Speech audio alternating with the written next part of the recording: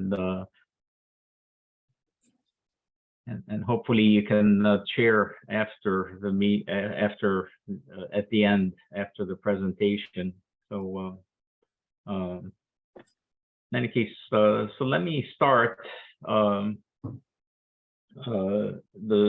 topic is, what clue could Marx and Engels have possibly embedded in the title of the manifesto that, to take it from one angle, can give such insights into the fall of the Soviet Union and other defeats?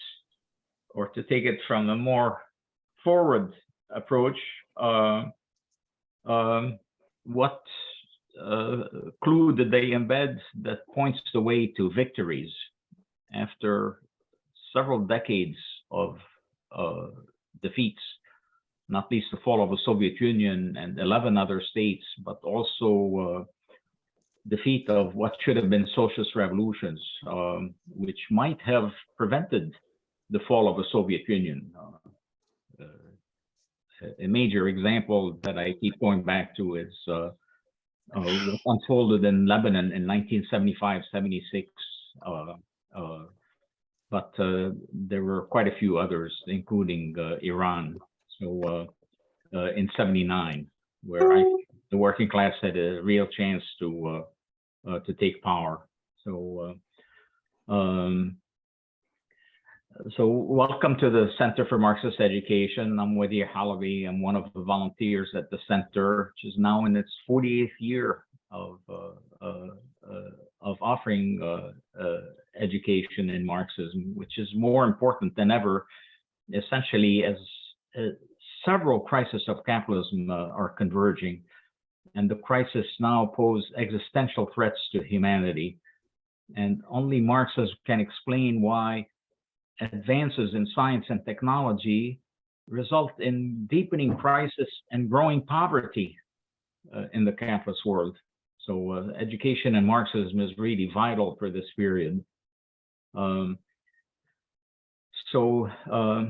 This is the first in a series of on the Marxist classics. There'd be multi-part presentations on the Communist Manifesto, followed by Lenin's State and Revolution, and we can decide together afterwards what to take up next. So, so the question is, what clue did Marx and Engels embed in the title of what we usually call the Communist Manifesto that could possibly point us to a major factor in the fall of the Soviet Union?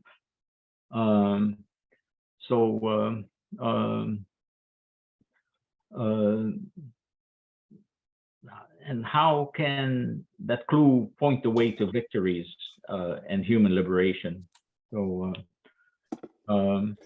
despite the defeats that we've suffered, there is an extraordinary organization that most of us are not particularly aware of, SolidNet, which brings together communist parties from around the world, 118 of them to be exact, and organizes annual meetings.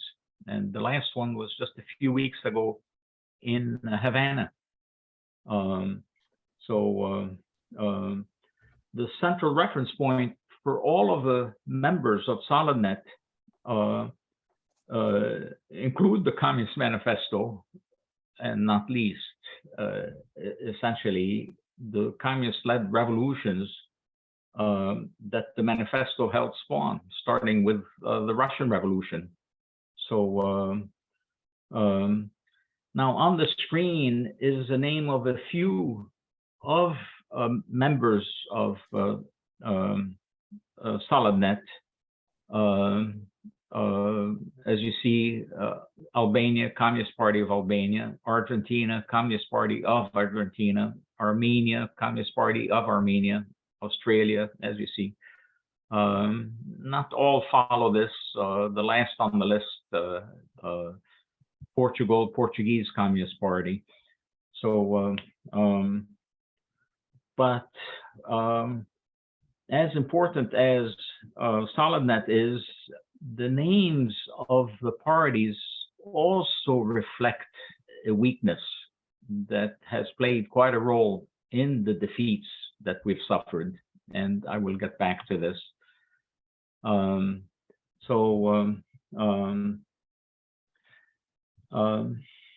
It questions sometimes is what analogy can we use to understand the sudden collapse of the Soviet Union? And one example is the sudden collapse of Champlain Towers in South by Miami Beach, June, a year and a half ago. People went to bed that night as usual. The building was 30-some years old, and it came down, killed 98 people. We now know that effectively it's really millions of buildings, but certainly all the buildings in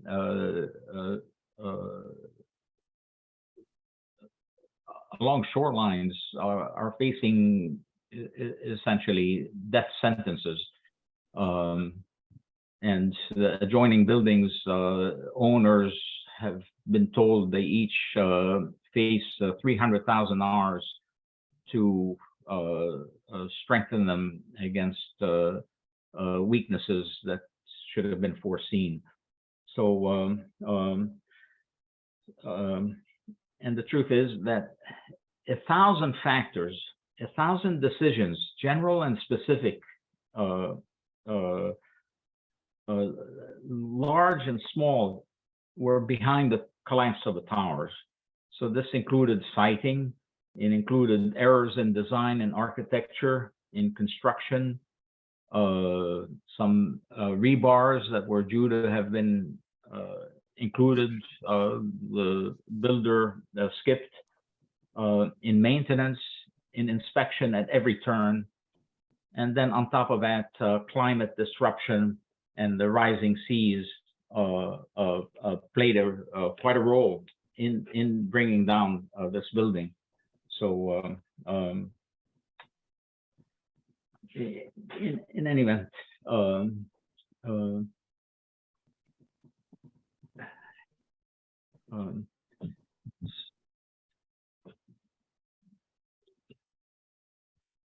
let me get back briefly to SolidNet. Okay, as mentioned earlier, 118 communist and workers' parties participate in SolidNet. Together, between them, they have 110 million members as of December of last year.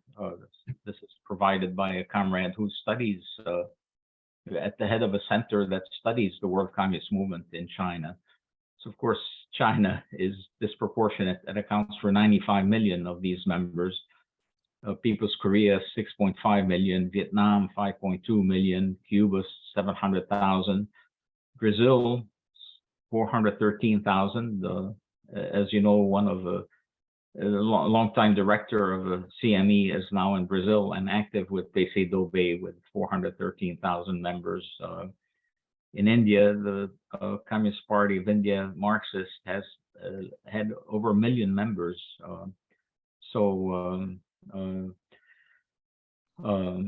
And in some ways, just as important, there's some 420 million workers in unions affiliated with SolidNet member parties. These are primarily grouped in the World Federation of Trade Unions, which includes, this is very significant, the unions in Vietnam, in Cuba, People's Korea, and Laos, as well as unions, for example, in Brazil, in South Africa, in India, and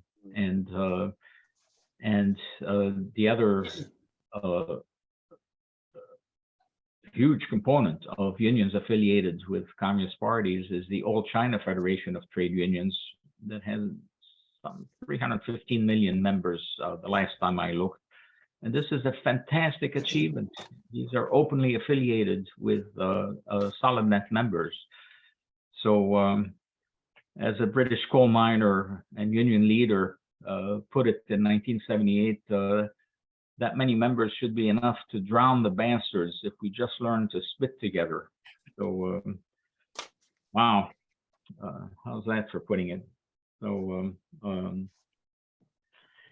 so I'm going to raise three examples of challenges that our world movement has faced, and discuss how the manifesto's title may have prevented the fall of the Soviet Union, may have played a role in preventing that. And by taking, in particular, three topics. One is that of the serious Soviet leaders' error in supporting imperialism in creating the Israeli state, a decision that was somewhat reluctantly, but ultimately endorsed by most CPs. The second and third, which I'm just raising but not discussing at any length, are those of union policies within the Soviet state. In general, union policies after a socialist revolution, quite a complicated subject, and nationality policies. So, so to go to Palestine, in Letter to American Workers, which I consider really just a tremendous contribution among so many of Lenin's, he mentions Palestine twice. One of the quotes is here: "For the sake of their cause, that is, for the sake of winning world hegemony, the imperialists have not hesitated to utterly ruin and throttle a whole number of countries, Belgium and Serbia, to Palestine and Mesopotamia, Iraq and Kuwait at the time." And why mention Palestine? Had a population of well under 1 million at the time. So,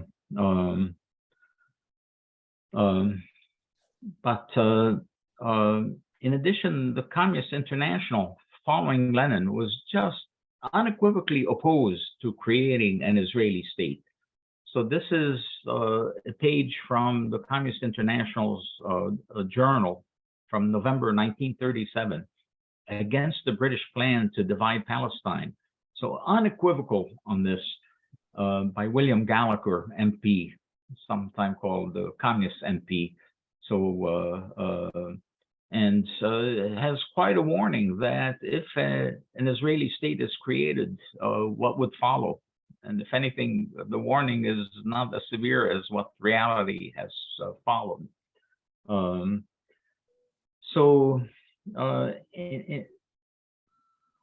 In many ways, the opposition to creating an Israeli state and opposition to Zionism in general was a settled question in the communist movement.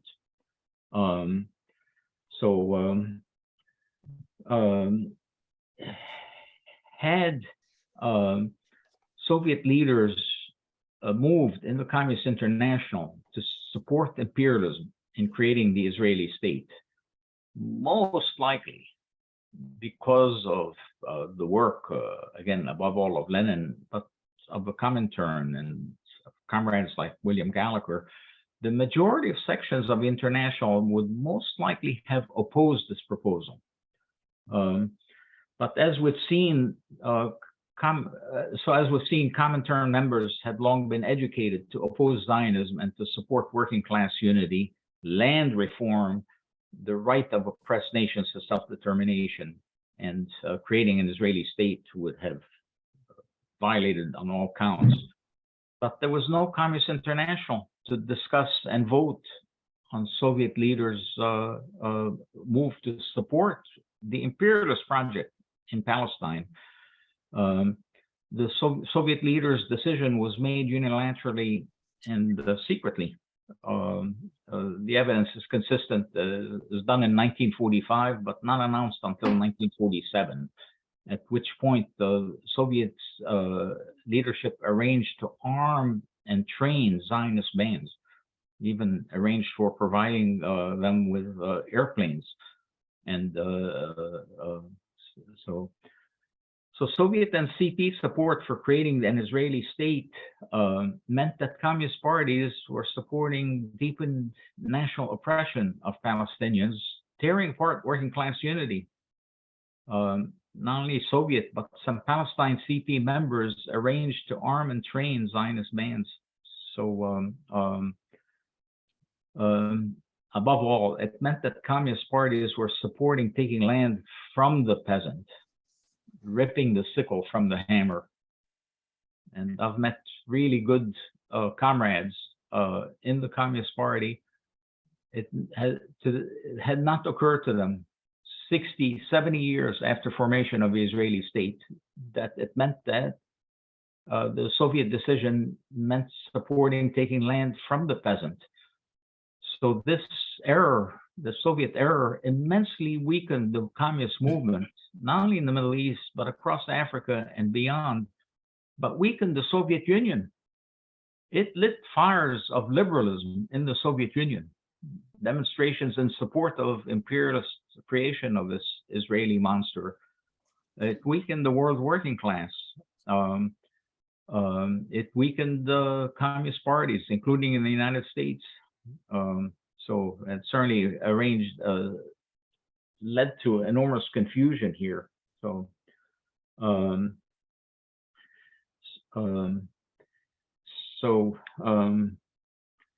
the Soviet Union fractured along national lines. Kazakh, Tajik, Lithuania, and so on. Above all, Russian nationalism was poison that that led to, was a major factor in disintegrating the Soviet Union. But in addition, the international and Soviet working class and its organizations were unprepared to defend working class power. So when the threat to working class power became absolutely evident, let's say with the fall of the Berlin Wall in October 1989, the World Communist Movement, the Soviet Party, the unions, very often formed or transformed by communist parties, were unprepared. Even the Soviet labor unions and the Soviet army were unprepared and unable to defend these threats to socialism. So, to working class power. So, many explanations developed. I happen to be familiar with some that developed from China. In China, at first, the emphasis was on economic weaknesses of the Soviet Union in providing for basic needs of the Soviet masses. And the reality, there's some real truth to that. So people looked enviously at what people in the imperialist countries had. However, the emphasis in China, especially coming from comrades who hosted me there, turned into to ideological weaknesses of the Communist Party of the Soviet Union. In fact, probably the most watched film of the past century is the film that my host made. It's been watched by several 100 million people in China about the fall of the Soviet Union. Again, with the emphasis overwhelmingly on ideological weaknesses of the party, and significant because the stress is on the importance for Marxism. And I wish that they would make the film available in English for us to see. And there's real truth and about these ideological weaknesses, but it's not enough, in my opinion. Two books have come out from international publishers about the fall of the Soviet Union.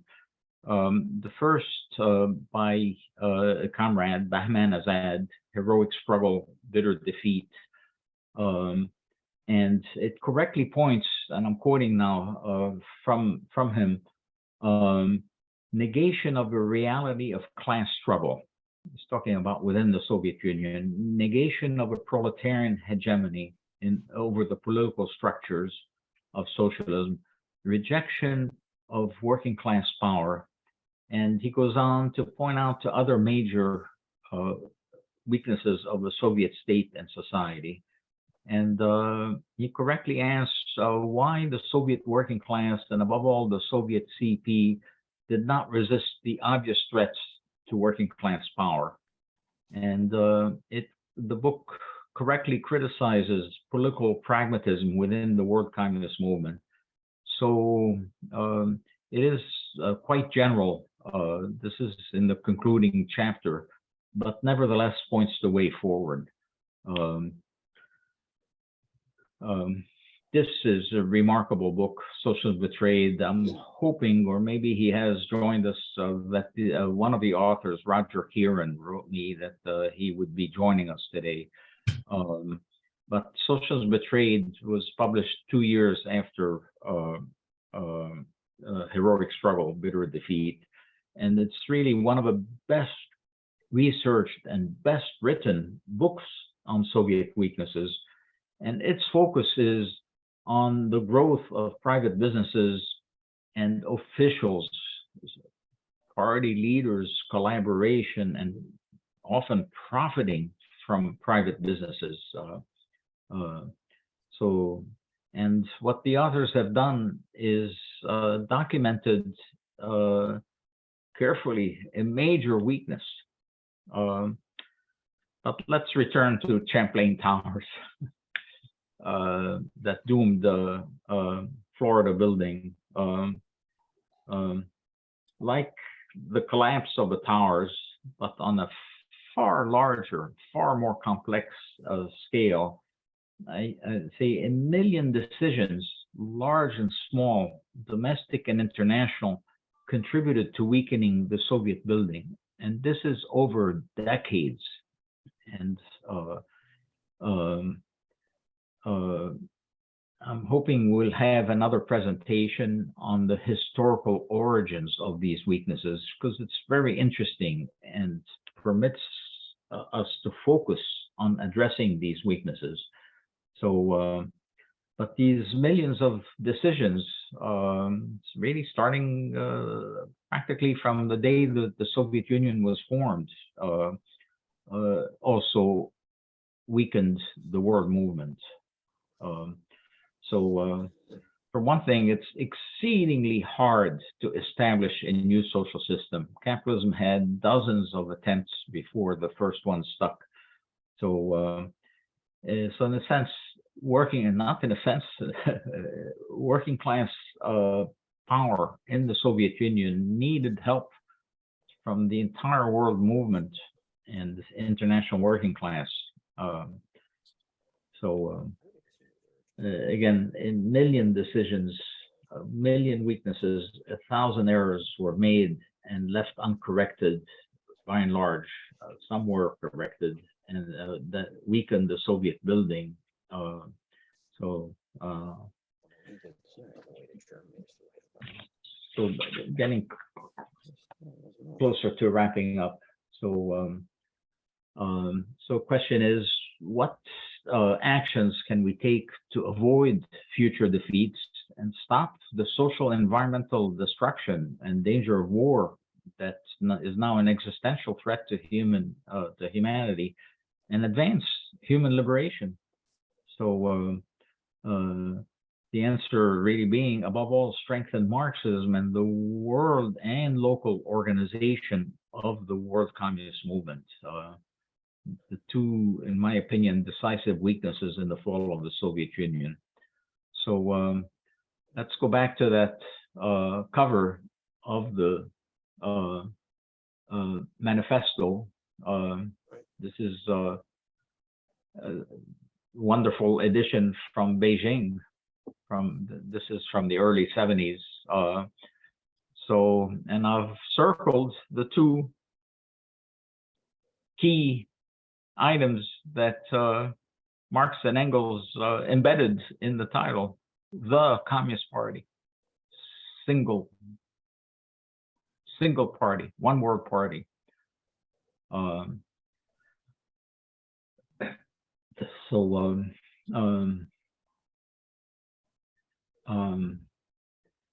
If you look through the manifesto, nowhere in the text does it ever refer to communist parties. Right. It's singular.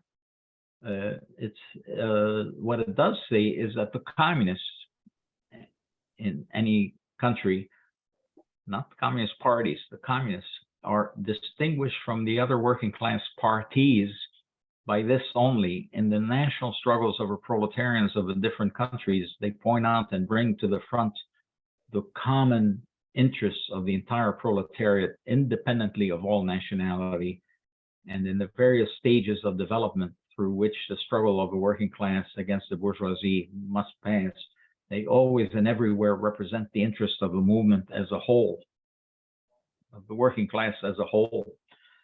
So there's that key.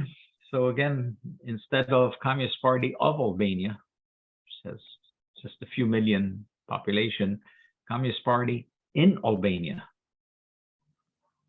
meaning we recognize it's our representation in Albania, our representation in Argentina, in Brazil.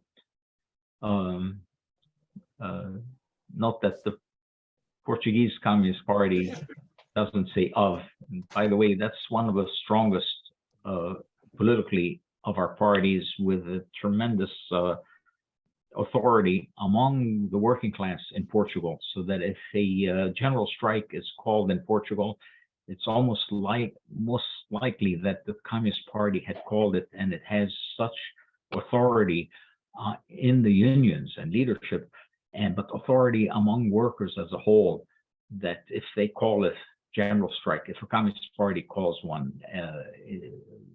it's likely to happen. So it stands out also in its political strength. So it recognizes there are only 5 states left formed by socialist revolutions. So some members of SolidNet called China capitalist,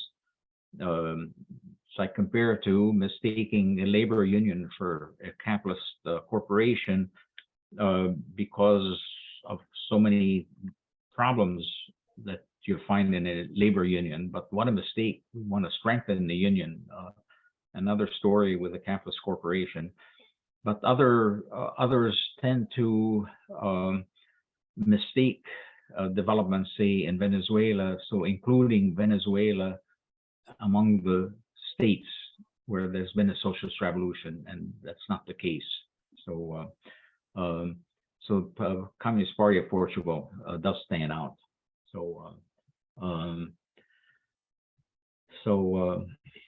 Again, SolidNet is itself an extraordinary accomplishment, and the initiatives emerging out of SolidNet, I think, are going to be key to human liberation. Or if no initiatives emerge, it may be essentially doom humanity. But I'm just pointing to what appears to be the central importance of the communist parties and SolidNet as a group, even though right now SolidNet is above all an organization to exchange information, not to organize action. It's not an international, but nevertheless, its existence and the number of workers in affiliated unions is decisive for the future of humanity. So if we're serious about changing the world, we are in SolidNet, meaning the local organization that belongs to SolidNet. In the US, that is a CPUSA. So you see a correction in terms of the names, and the fact that the name could be taken of Albania, of Argentina. The formal name under the Third International was sections. The section in Albania, the section in the US of One World Communist Party. So it's really a matter of helping each other, of defending each other, of preventing serious errors, of acting to quickly correct errors if they do happen, and preventing accumulation of errors as happened with the Soviet Union, so that one day that extraordinary building came down. It accounted for 21% of world production in 1988 compared to 23% for the United States. And overnight, that Soviet building came apart, and what the masses have suffered and what the world has suffered since the fall of the Soviet Union and 11 other states is unspeakable, both in terms of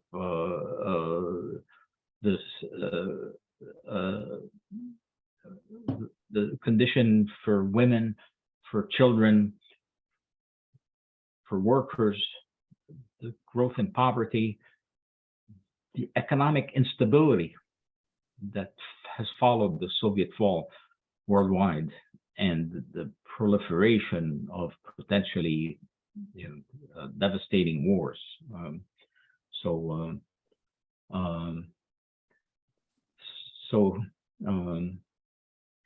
So preventing and correcting errors really is a requirement of international labor solidarity. So I took that example of Palestine, but there were plenty of others. And again, probably among the most complex, besides maintaining an international, were that of labor union policies and of nationality policies. So let me close by touching on what's the material basis for revolutionary optimism in this period. That's a final slide. So revolutionary optimism depends on and requires conscious mobilizing of the past accomplishments of the working class. So, and these achievements include in philosophy, Marxism, including One World Communist Party, creation of the World Communist Movement, now grouped in SolidNet, forming or transforming unions, the states created by socialist revolutions, the extraordinary development of the productive forces in China, and Cuba's development of ecological agriculture are among many. Also, certain methods in organizing and certain methods in education. So,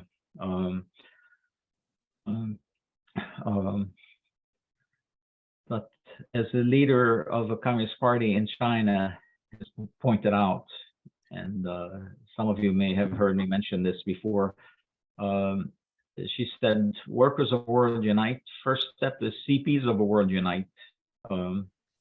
She then learned English, flew here from China to participate in the US-China labor meeting, and where she added consciously, first step in workers of the world unite is communist parties of the world unite consciously.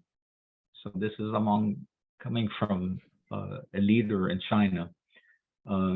Essentially, what Marx and Engels understood back in 1848 is that the international working class forms this single organism internationally, one world party, local sections. It's up against one world bourgeoisie, global class struggle. So, and the only true superpower on earth are the workers of the world. That's who can bring the capitalists to their knees.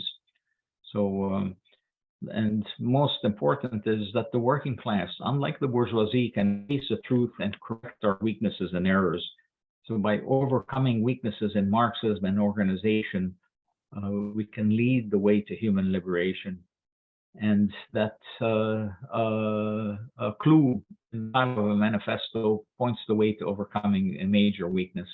So workers of the world unite. Thank you so much. And I'm passing this to Zach.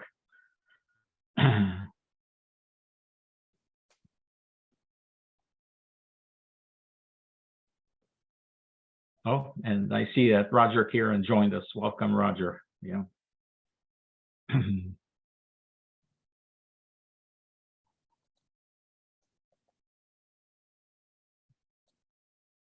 Is this open for discussion? Zach needs to take over. I hope we didn't lose him since he's our host. Maybe you could turn off your screen sharing so we could see all the participants. Yes, thank you.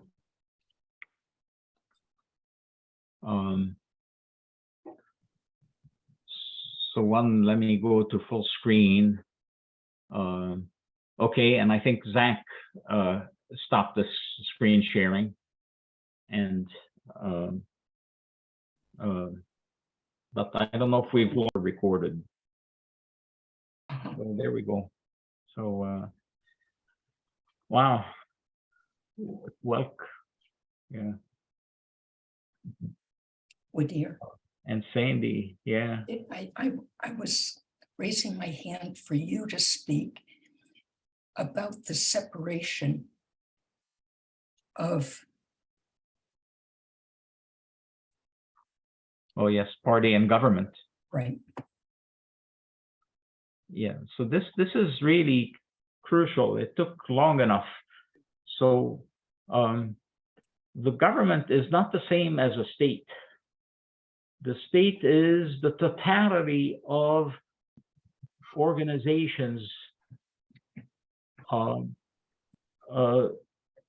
that's charged with establishing the new social system, the state after socialist revolution. It's the totality of the organizations.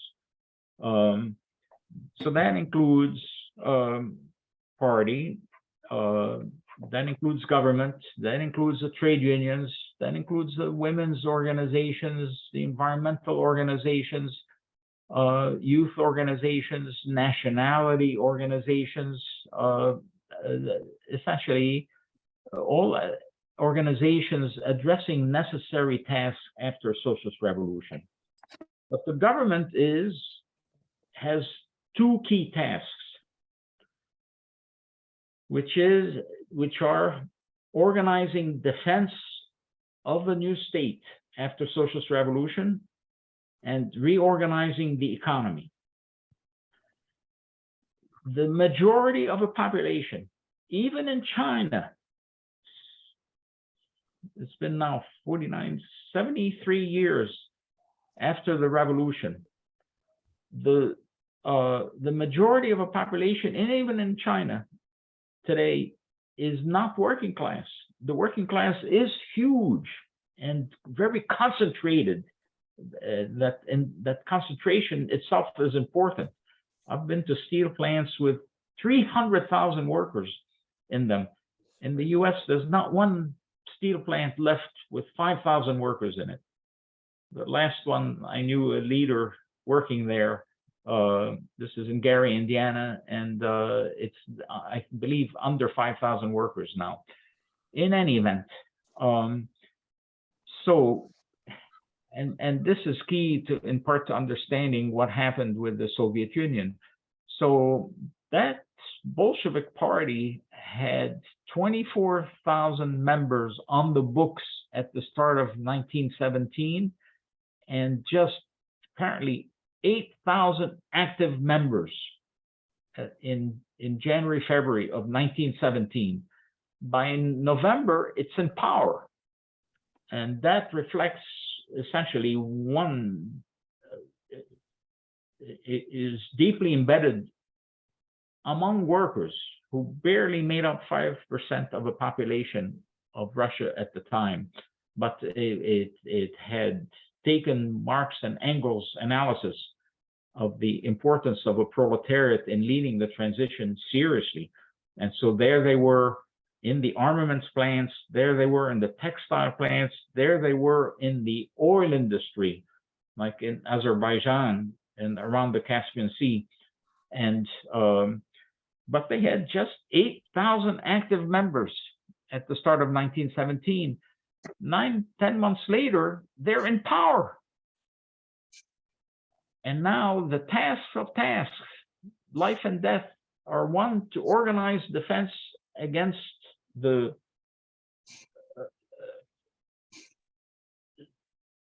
definite threat, armed threat from the exploiters and from imperialism. And as we know, both organized their armies. Several imperialist countries came in, including the United States through Siberia. Britain went after the oil fields. That's where they sent a good part of their armies, around the oil fields. But of course, organization of the whites to bring down working class power, the landlords and the old ruling class. So to organize an army under these conditions, you have to include essentially the property owners that form up the majority of the population. In fact, the revolution had made new property owners, land reform. And if you failed in organizing that army, you know what awaits, as happened, say, in Hungary with its revolution in 1919. It's decimated. But inclusion is to form that army not only required involving the majority non-proletarian population. They recruited apparently over 300,000 officers from the Tsarist army. They alone had the military skills necessary. So they're going from scratch. The second is that task of government is reorganizing the economy, because now for the first time the masses expect to eat. In the United States, people don't expect to eat. But after a revolution, the masses rightly expected to eat and to be housed. And again, the overwhelming majority that has to be included in government is what are property owning classes, the great majority. And their interests, they need to be represented and involved. So what happens with the Soviet Union is, understandably, the party, considering how small it started out, considering it now faced a civil war, got absorbed by government. And in some ways got absorbed then. Anytime that you mix petty bourgeoisie and working class, you know which class will tend to dominate. And effectively, in the Soviet Union, party and government are entwined under one discipline. And this, in part, is what leads to the phenomenon that Socialism Betrayed points to, which is essentially the existence of private business, the part of it illegal, the second economy, and its entwinement with government officials. A big difference with China. In China, at the start of the year of revolution, which took place October 1, 1949, at the start of 1949, that Communist Party had a little over 1 million members. Furthermore, they had a battle-hardened army by 1949. And on top of that, they had experience in government in liberated areas. And on top of that, they had the Soviet Union. They had Soviet help starting in unfortunately only in August 1945, but they had Soviet military help of very consequential in assuring the victory of the Chinese Revolution. Nevertheless, again, establishing a new social system makes organizing a revolution seem like organizing a dinner party. It's so much more complicated after a revolution. And the fact is that in China, party and government, China is organized very much like the Soviet Union is, for all of the external differences. Party and government are entwined. The difference is in Soviet Union, basically government and the government tasks got to dominate party. In China, party and government are entwined, but party tends to dominate government. But because government requires the participation by the property owning classes, effectively, you need to include them. That government tasks are necessary. You need to include them in representation. And so a solution in China was 3 represents in the 1990s, which meant changing the party constitution to allow exploiters party membership. Until then, it was forbidden. So it's understandable how that happened, but to this day, the strongest of the class conscious comrades I'm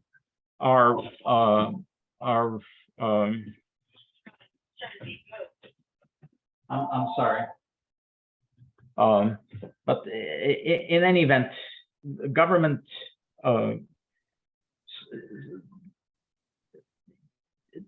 resolution of this involves that what I call relative separation of party and government, where the party continues to represent the interests of the working class regardless of nationality, as prescribed in the Communist Manifesto. I read that quote.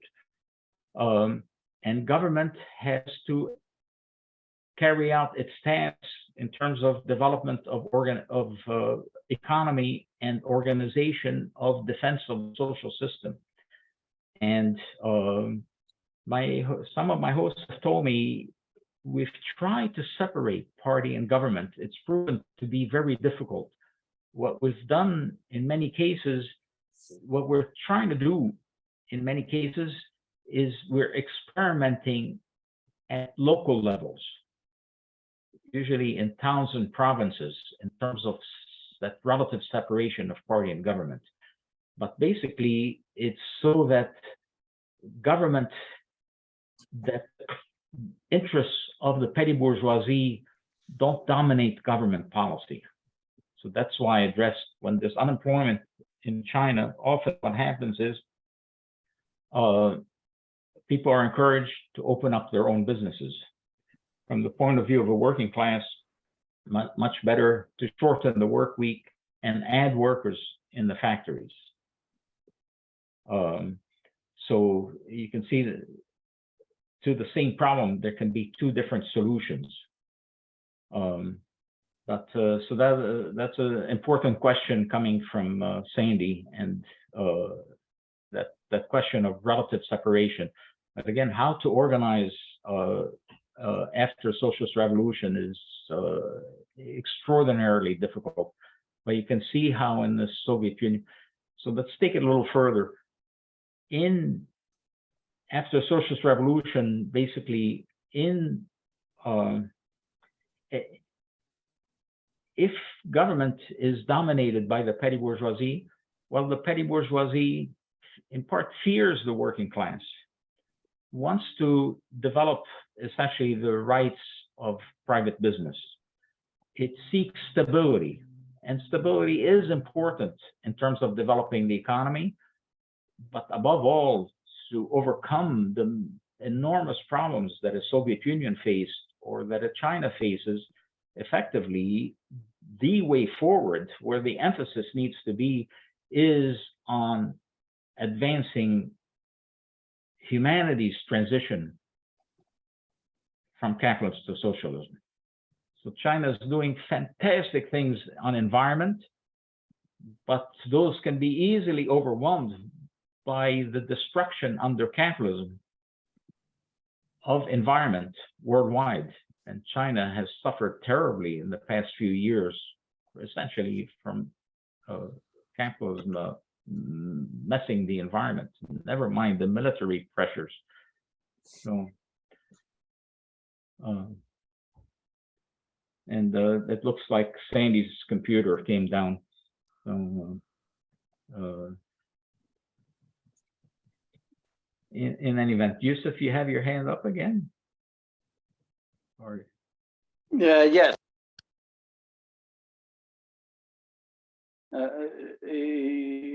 Does Eugene want to speak? Does he have his hand Well, up? yeah, I just wanted to say one thing. I really appreciate your discussions here. And I remember one earlier thing you talked about, China.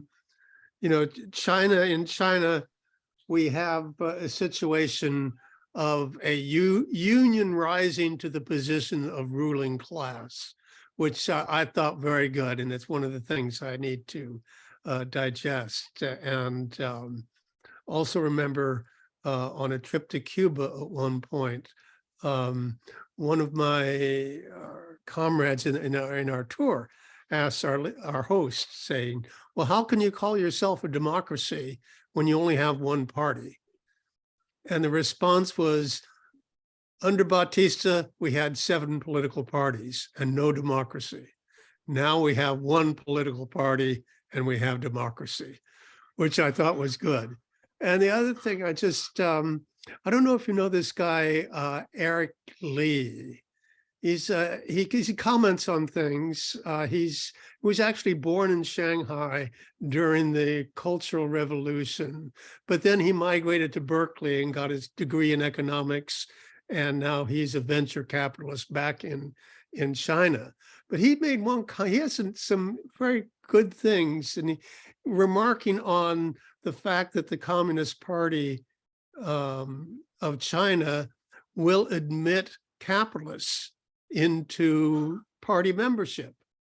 And he said, yes, they'll do that. And a capitalist can become a member of the upper class in China, but they can never become part of the ruling class, because that is the party itself. And I just think that's some perceptive analysis of China. And it really is unique. It has unique Chinese characteristics that I think we need to keep in mind. But again, thank you.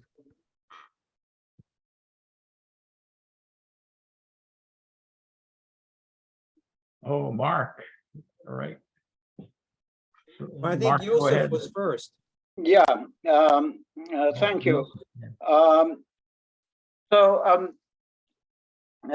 Eugene, in Cuba, they do have long discussions, grassroots discussions of major policy, and sometimes referenda. And so there is very much a grassroots discussion and input to policy. So that's how democracy in Cuba works. Second, I want to return to the Soviet Union, but many people don't know about it. The comrade pointed this out. The Gorbachev and a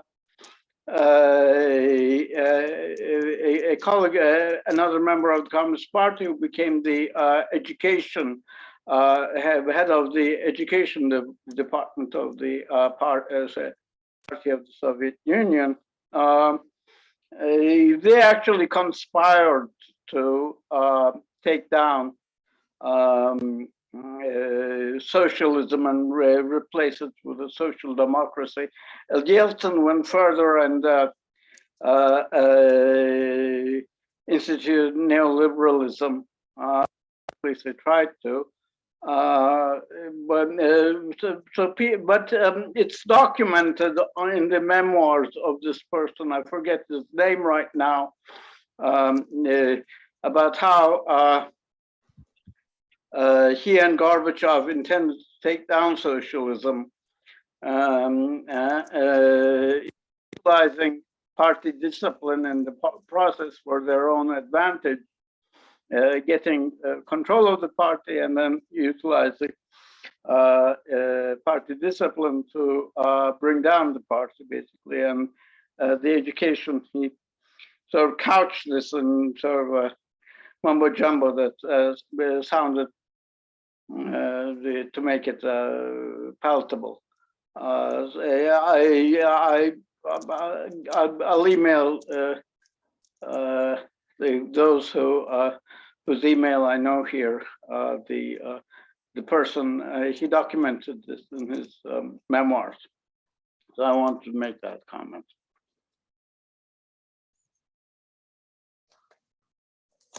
Mark? Thanks. Yeah, thank you. Getting back to what the title here, the communist, the manifesto of the Communist Party, which is really the title of that work. Yeah, I concur here with Wadi'h when he said it's only meant to be one party, not a jumble of parties. But then again, trying to get people of many nationalities all on the same or ethnicities, all on the same page. Go back to 1919 when the Poles invaded Ukraine, which was, trying to sever it off from Russia because Russia was in the midst of revolution.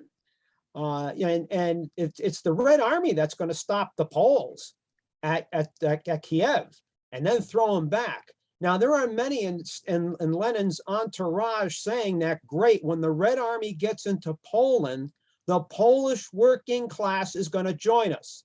Who was the one that said no? Stalin. There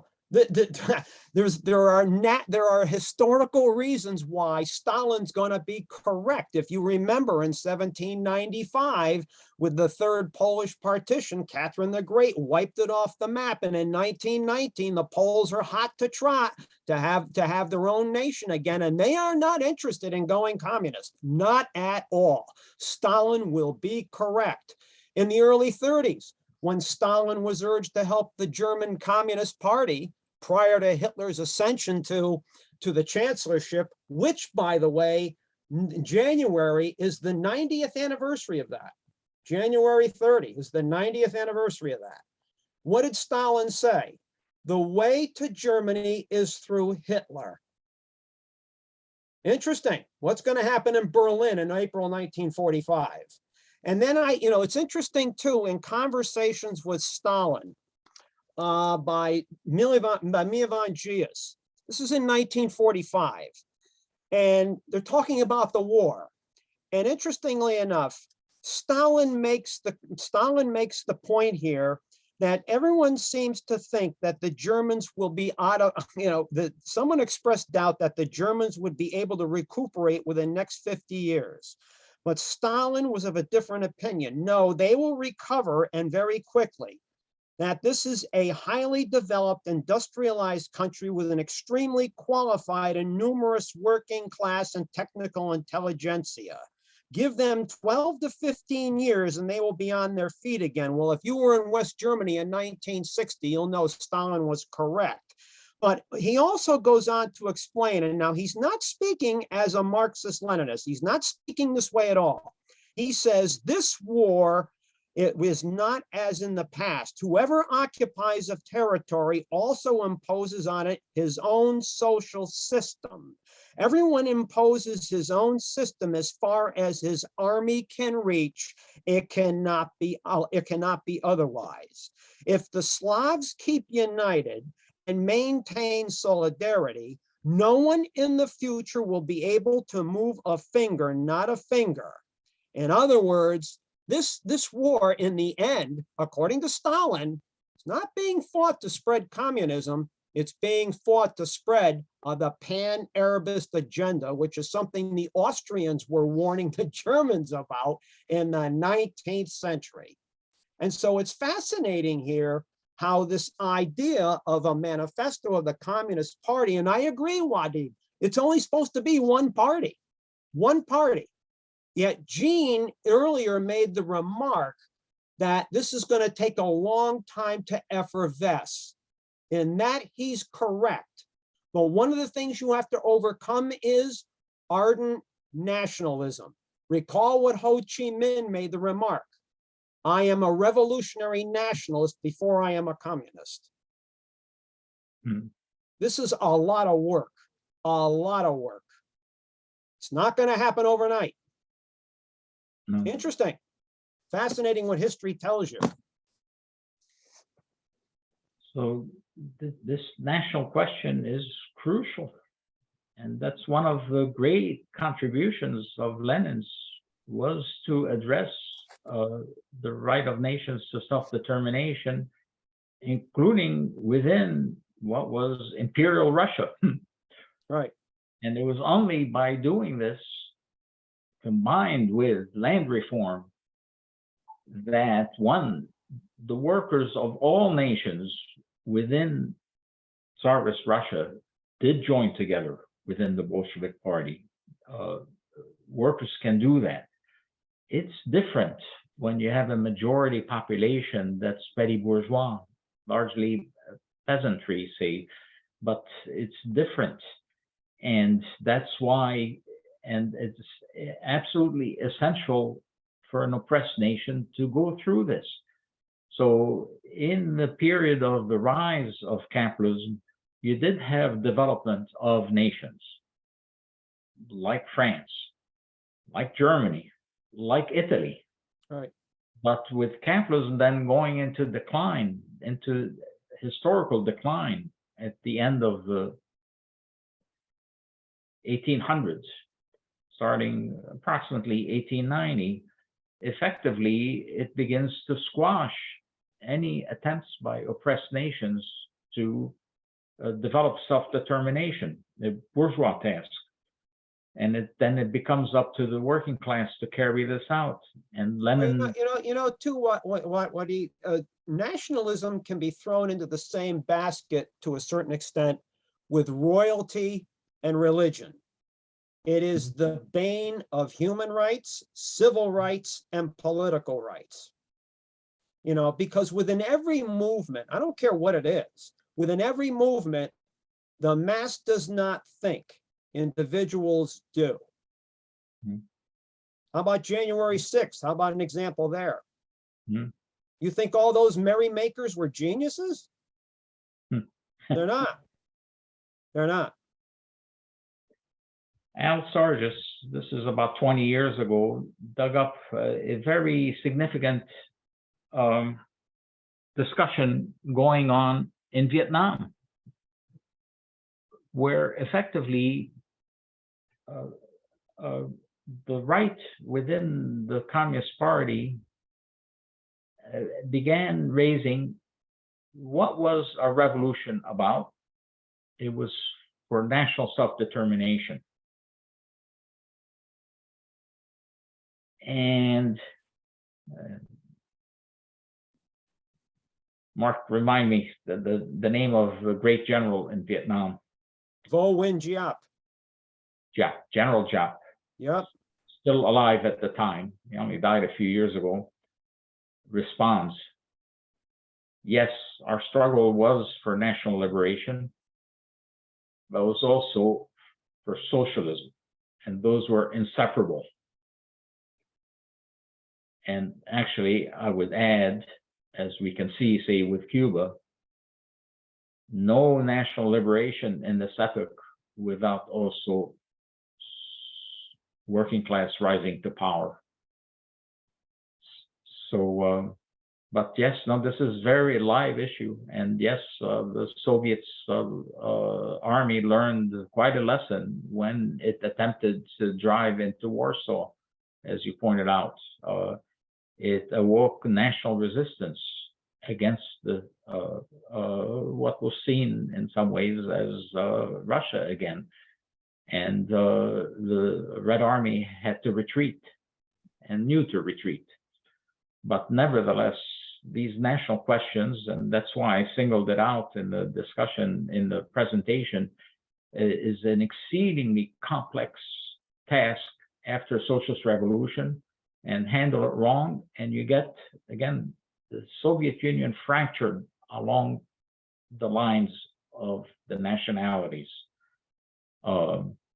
And in addition, and furthermore, the working class was unprepared and unorganized, not only on the Soviet scale, but on the world scale, to defend working class power. So, so these are entwined and complex, and that's why I mentioned there was a need for discussion in the world movement on how to address these difficult questions, including national questions. And that remains true to this day. And it certainly applies to the United States, which has some of the most ferocious national oppression I've ever seen. And that includes, I'm speaking, with the experience of the Palestinian. So,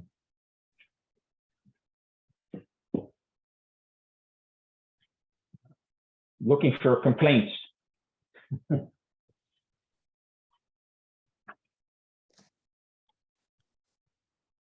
Well, I'm not, hopefully not a complaint, but I would like to raise some points.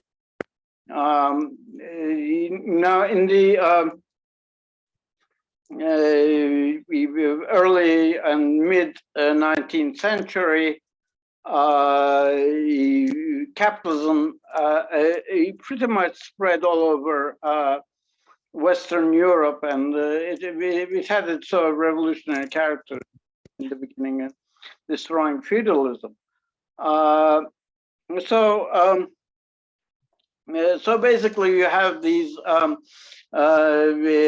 England, Britain, France, and what was to become Germany under capitalism, and under not too dissimilar conditions. But capitalism does lead to uneven development, especially in its later stage. And I think that's why there was the necessity of different communist parties because of widely differing national conditions, like Vietnam is one example. It was an outright colony, and France obviously did not want to develop capitalism in Vietnam, independent capitalism, because didn't want a rival. So there you have a very gross disparity between conditions in France and Vietnam. So you can't think of them as a single entity, and you have to deal with local conditions separately. So, and Marx did deal with the national question. He was very in favor of Irish independence and Polish independence. He criticized many comrades for saying that these were questions not to be tackled, and that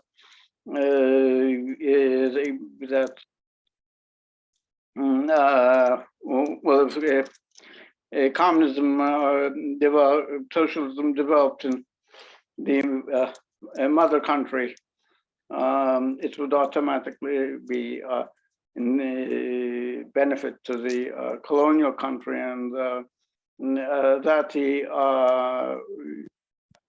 was in favor, very much strongly in favor of national self-determination for Ireland and Poland, of course. Also, the black question in the United States was he found the abolition a very, very, very important question. Some anarchists were like Proudhon, were in favor of neutrality in the Civil War, and Marx actually was very active preventing France and Britain from interfering on behalf of the Confederacy. So to add to what you're saying, Yusuf, something that really is not well known is that in the course of essentially the revolutionary struggle in China, effectively the Communist Party there developed extraordinary policies, not only say and fine-tuned on liberation of women, who not only on land reform, fine-tuned, making huge distinctions between the various levels of peasantry, upper middle, lower, it just went on. But also extremely fine-tuned policies on national questions within China, applying largely to ethnic minorities, and how fine-tuned that if an ethnic minority, part of it had suffered, say, occupation by the Japanese, but part of it had not, they recognized that the material conditions of the same ethnic minority now differed, and paid attention to those differences in developing policy. Extraordinary. And I'm urging my hosts effectively to publish about their policies in the Revolutionary War. So that's one of, again, optimism depends on mobilizing past achievements of the working class in practice. And if I can add to one more possible example today, is there are 2.2 million people held prisoner in the United States. Well, there are 2.2 million people held prisoner by imperialism and its local servants in Gaza, Wadi'h, where I lived briefly after getting pushed out of Palestine. In any event, Gaza is basically one big concentration camp. No poison gas is used. Poisoned water is used. How so? On the one hand, the sewage treatment has been deliberately disabled. But in addition, water policies, above all of the Israeli state, has resulted in seepage of salt water into Gaza's water supplies. And as a result, the population is poisoned by this. On top of this, you have extreme crowding, and the fire that killed 26 people a day or two ago reflects that. You have extreme levels of unemployment, of poverty, but essentially people are imprisoned, cannot leave by land, sea, or air. And radical groups like Code Pink and even some Islamist groups out of Turkey have tried to break the blockade of Gaza. revolutionary optimism depends on past achievements of the working class, and not least of those in terms of understanding of national liberation. But these they include our parties and the unions affiliated with our parties. And one of the tasks is effectively to break this blockade, this imprisonment of 2.2 million people in Gaza. And how so? Essentially, it's mobilizing the unions, not least those affiliated with us, especially say in transport and in communications, to break the walls of the Gaza prison, to make to open up so people in Gaza can leave or come in by land, by sea, or by air, which they're not allowed to today. And that's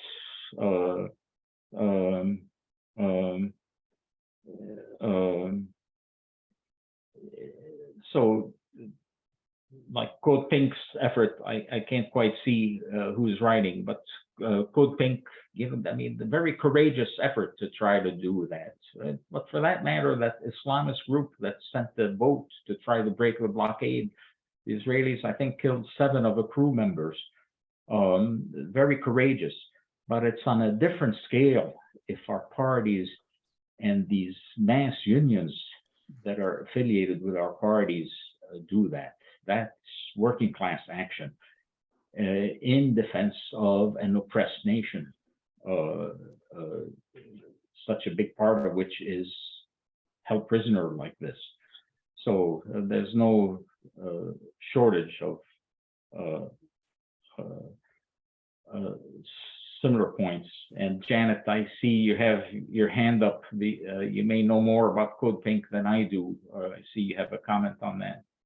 Well, I know more about the attempts to break the illegal siege on Gaza. I was part of the Free Gaza movement and a co-founder of the Free Palestine movement, and I was a passenger on the 2010 Gaza Freedom Flotilla. Wow. And that was not an Islamic effort. It was an international effort. There were 6 ships. 1 of them, or 3 of them, came from Turkey. But in any case, I am not going to go into detail. But Code Pink was not part of that effort initially. There were some people from Code Pink and Wright, for example. And then in 2011, Code Pink started to get involved, and also, well, back in 2008, when there was the march on, or the attempted march on Gaza from Egypt, Code Pink took some actions that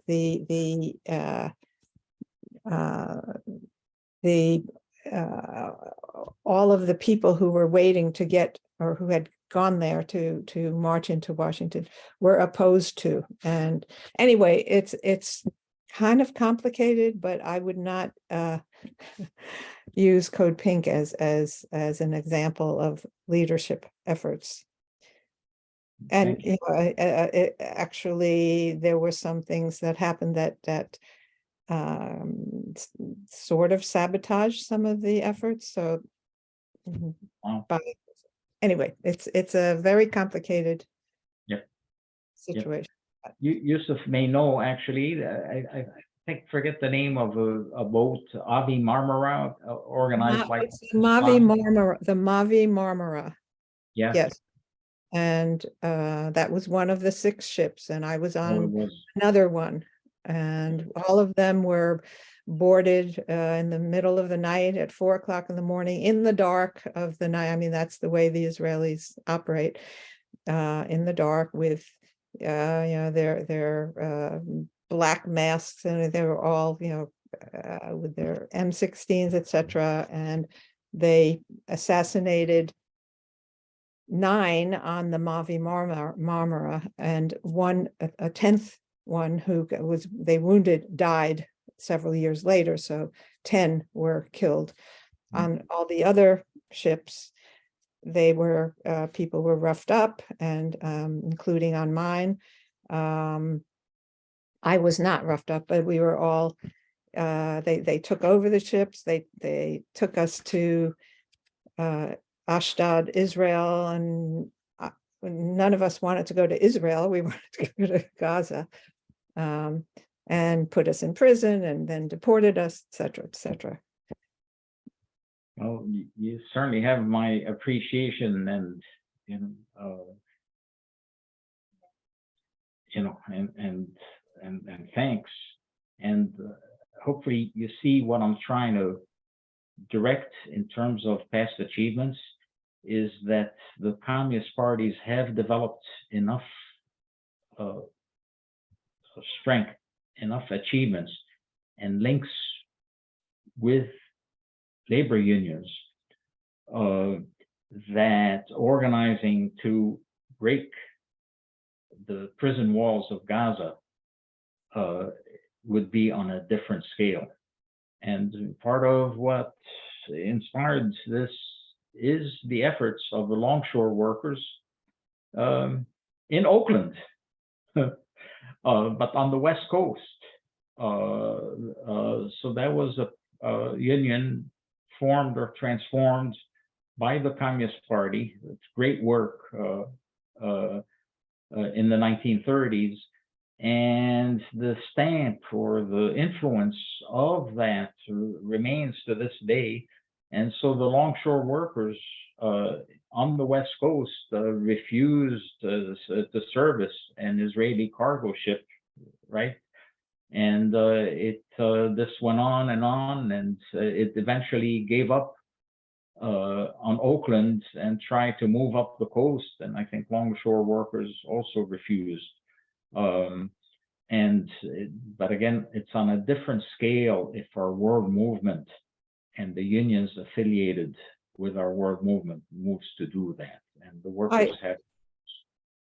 Yeah, I participated in those actions as well, but as a human, my primary work has been human rights, and so there was a coalition that we worked together, but there was another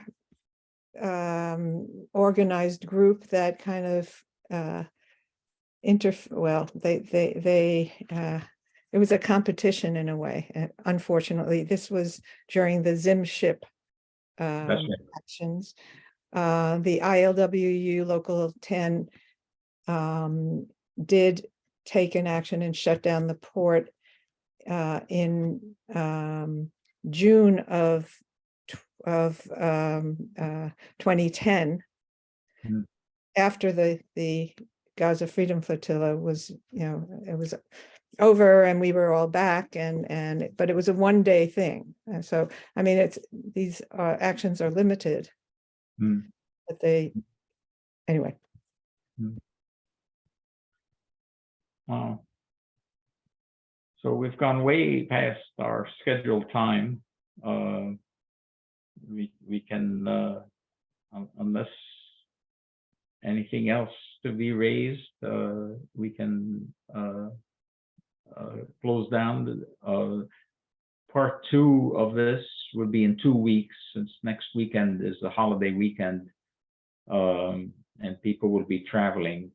But in 2 weeks, another presenter from the center will be reviewing the prefaces to the manifesto. There are several of them, going to 1893 by Engels, not long before he died. And they're revealing, both in, say, not only in their content, but say in what they did not take up, and and after that, the next session, the following Saturday, will cover the first chapter of the manifesto. So look for our announcements. So thank you so much, everybody, and so happy we had this, and thank you for everybody for contributing, Zach, yeah, Gene, Yusuf, everybody, Roger, I see he went off, Bonnie and Judy Ann, and with luck, see you in 2 weeks. Bye-bye. Thank you, everyone. Thank Take you. care. It's a great program. Wonderful. Thank you so much. Thank Yes. you. Thank you very much.